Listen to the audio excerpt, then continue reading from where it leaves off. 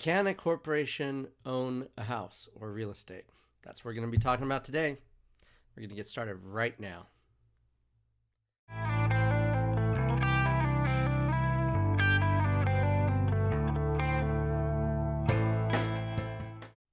Hi, my name is Taylor Darcy with Darcy Law.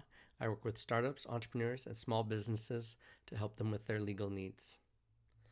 So, one of the questions that I get asked all the time is, can a corporation own real estate or a house? And the simple answer, the quick answer is yes.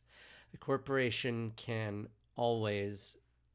always, can generally do whatever a human can do.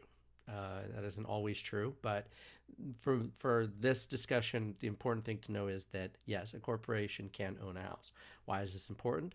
Because if you're going to invest in a corporation and then owning a home or owning property is a very lucrative or potentially lucrative way of earning money.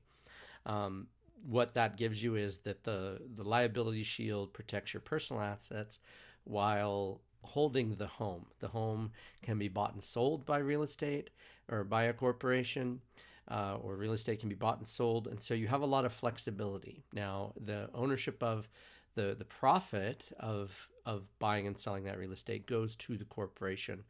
And then essentially it goes to you depending on the size of the corporation. So that's important to keep and remember is that is it's not a simple ownership issue. It's who owns it and then where the assets are coming from. It's a simple concept, I know that, but I do get that question asked.